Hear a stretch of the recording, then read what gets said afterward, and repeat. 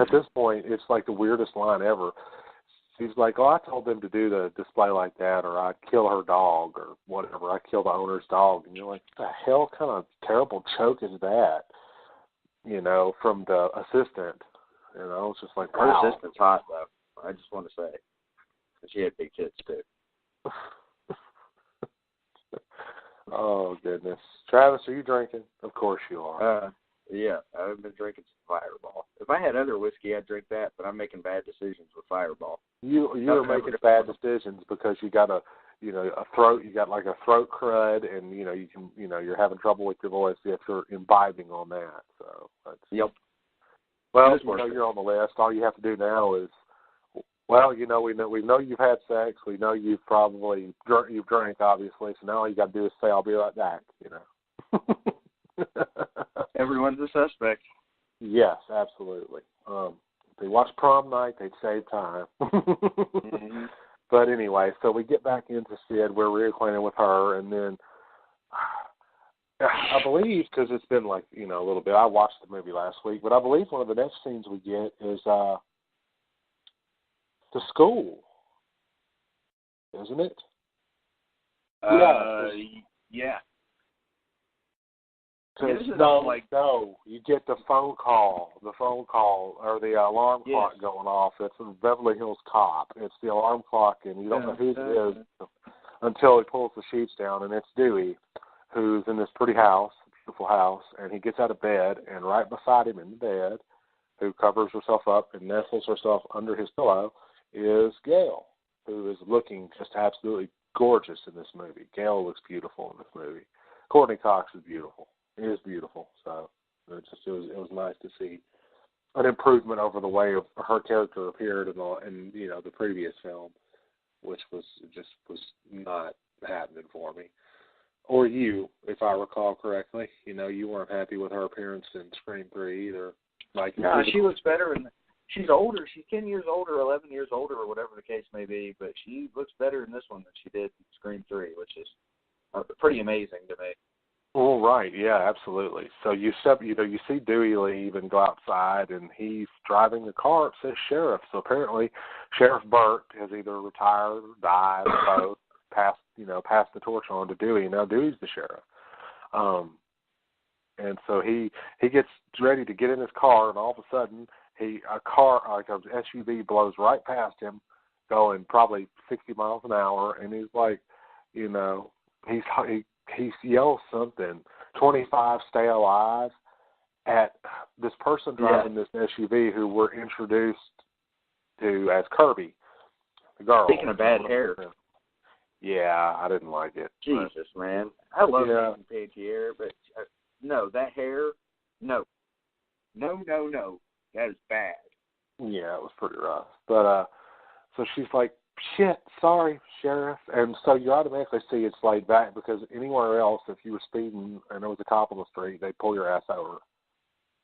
And would be what it is. But he kind of lets her go or whatever, which he kind of did in the first film when he was, a deputy. He kind of did the same thing, at the party with the drinks and, all this other stuff. So it's kind of laid back.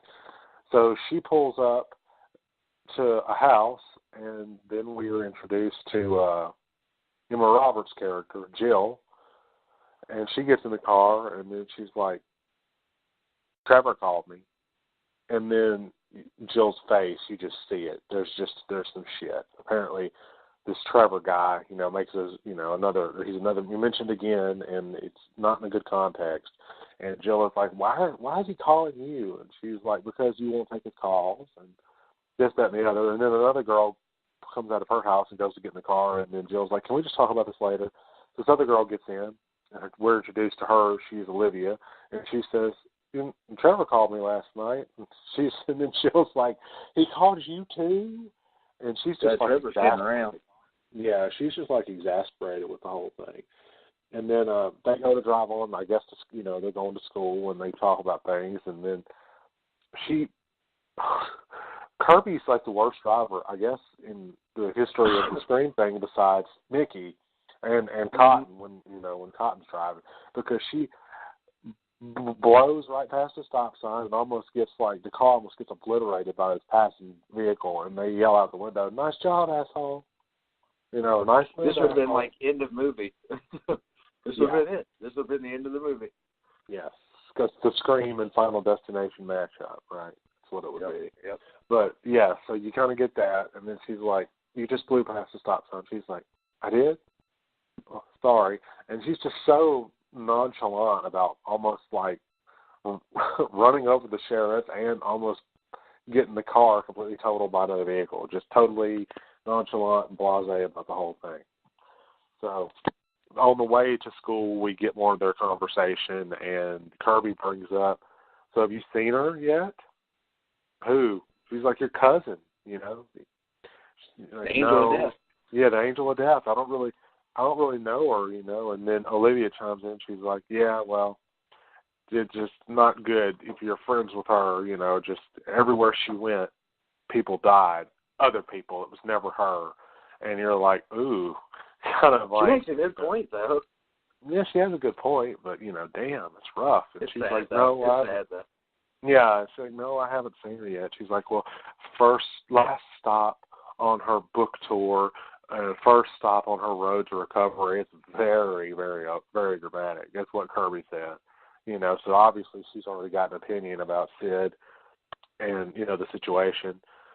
And by the context, we learn that this girl, Jill, is in fact a relative, a cousin of Sidney Prescott. So you're like, well, okay. So I think the audience starts forming an opinion of what's going to happen to her, like right now, like right at this point. You're like, some shit's going to happen, because it just does. And you get the idea that she's maybe going to take the mantle of Sid, Yeah. in this movie. And this is where you get the idea that maybe Sid is fair game. Just like in Scream 3, they said all bets are off. Maybe it's true in this one. Maybe, yeah. But then we go to where we cut to the school, and we see this high schooler with some sort of a head cam. It's like he films his entire high school experience as like a video blog, and I forget his name, but his buddy is a dork. Yeah, his buddy's there. His name is Charlie, and he's played by Rory Culkin, who is, I believe, the younger brother of Macaulay Culkin. Is this guy Robbie? Robbie, yeah. Hall Pass with Robbie Mercer. That's what this is called. That's what his little thing is called. And he's filming things, and then Charlie's there, and he shows up, and you can tell these two are kind of, they're sort of like Randy. Both of them are sort of like the best of Randy Meeks. Like, one of them is the movie geek. Well, they're both a little bit the movie geek, and then the other one, Robbie, is more of like the prankster, the comic relief, and that's something Jamie Kennedy did, for the character of Randy Meeks. She got both of those in one character, but you get split into two characters here. So there's an interaction in Jill and with Jill and Olivia. Don't look at my tits, look at my eyes, Morris, whatever it is he says, and then there's this really weird interaction between Charlie and Kirby, and then Robbie walks off and kind of makes a face at him, and he's like, "Oh yeah, as if, right, asshole." So obviously you see there's like this thing where Charlie wants the girl. He should have said, "Oh really, Alicia?" That would have been great. Yeah, he should have. He should have done that. But yeah, so then we cut to the inside of the school, and I want to make an interesting note here. Henry Winkler does make an appearance in that terrible statue. Yeah, they didn't even they only briefly show it. They were going to show it more and do more with it, but it looked like shit, so they just kind of left it alone. But, we don't get Randy in this movie, and we don't get Cotton Weary, and it's the first time that neither one of them are in the movie, and we don't get Red Right Hand, the song, so at least we get Henry Winkler. Yes. At least we get Henry Winkler. Everything else has changed. Things have been updated, and you can already tell that this is going to be a different kind of movie. More akin to the modern day stuff. And I believe if the timeline and my memory serves me correct, it's a 15-year anniversary of the original Woodsboro murders, which would get the date correct. They would have occurred in 1996, which is when the first Scream was released. So they take very, very good care of continuity in this. They do. Yeah, which I love. I love that. So then we get, this weird exchange with Kirby and Jill, and then the locker door slams, and there's Trevor. We're introduced to Trevor because Kirby's like, "Hi, Trevor. Bye, Trevor." It's just this weird kind of. You could tell that they don't really like him. Either one of them, and Jill goes to walk off. Throughout this movie, you can feel the red herring being set up there with Trevor. I mean, there's some others that you catch glimpses of that we'll get into, but yeah, he's the one that they're pounding home the hardest right from the beginning. Absolutely. And so Jill goes to walk away, and she's like, he's like, somebody loves you over here, somebody cares about you, somebody who's sorry that he lets you go. And she turns around, and it's like teenage soap opera city. She's like, you take somebody to the airport, you let them go, or you get off the phone with them, you let them go. But when somebody, gives you everything, and you just go out. Does that mean anal? That's what she's saying. Does she give anal? Damn it, man! I was expecting that, but not at that particular point. I was about to comment and say when she said everything and the way she meets eyes with Trevor, I knew right off the bat. She gave it up. I just knew. it. Just no way around. She gave up that ass. Come on, man. Damn. Gave up that ass. That's what she did. Awful. And when you say it in like your slightly or heavily or mildly or moderately inebriated state, it reminds me of the Tourette's guy when he's like, my ass. If you're not familiar with the Tourette's guy, look him up on YouTube. It's the best hour you'll spend of your life, I promise. Good shit.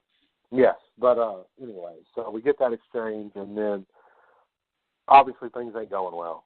They're not going well. And then we go to we come to a classroom, and it looks like Olivia and a bunch of the other girls and a bunch of other kids and Robbie and I guess Charlie are in this class, and the teacher's discussing something about an assignment. I believe it's English class, and then all of a sudden everything starts, like all these beeps start happening and all this, and the teacher, I love his response to this. Anything with an on-off switch needs to be in the off position. And I'm like, I don't know why. I guess I just went perverted there. I was like, when I first heard that. You're worse than me, see? Yeah. At least mine is definitely related to sex, but, Yeah. So, mine too. But, yeah. So, he finally relents and says, anybody want to share? And then I think it's... Yeah, because everybody's phone's just fucking blowing up. It's crazy. Yeah, there's like 30 phones beeping and buzzing and vibrating and ringing and just, it's crazy. Yeah, you wouldn't have seen that in our school days. You know what I mean? Oh, it wouldn't have been that way. Like, if you had a phone back then, it was hidden. Yep, it was on silent. They even said, in my day, turn it off vibrate and put it on silent so it doesn't make any noise. Take it from you. Oh, yeah. Take that from you. And then that was like your status symbol then. You didn't want to get caught with that. Taking that away because then you lose your status. As being one of the cool kids with a cool cell phone or whatever the hell, whatever. Yeah. But he's like, anybody want to share? And then I believe it's Olivia that says Jenny Randall and Marnie Cooper were both murdered last night. And then the teacher goes, what? And then the room starts buzzing with gossip and conversation. And then Robbie says, let me ask you, what's your favorite scary movie? And everybody tells him to shut up. And he has been as opposed to Casey and Steve, where you're walking in on everybody, everybody's already found out because the cops are all there. This one, they're finding out in the middle of class. So it's an interesting dynamic, as opposed to the first one. Absolutely, and it's totally different. Yeah, and then you get Robbie has said this to I forgot to mention a short interaction between Trevor and Robbie after the interaction between Trevor and Jill, and he's like, let me ask you something. So what's your favorite scary movie? And then he goes, ah, and then Robbie runs away because he's all scared and shit, and he catches him off guard. So he's been pestering the hell out of people all morning since school started with this question. What's your favorite scary movie? Which, like you said, is like a throwback, an homage to the original film and the line. Well, they're getting it from Stab, you know. I mean, that's what they love in this movie because, you know, there's like 7 entries into this damn series now. Yeah.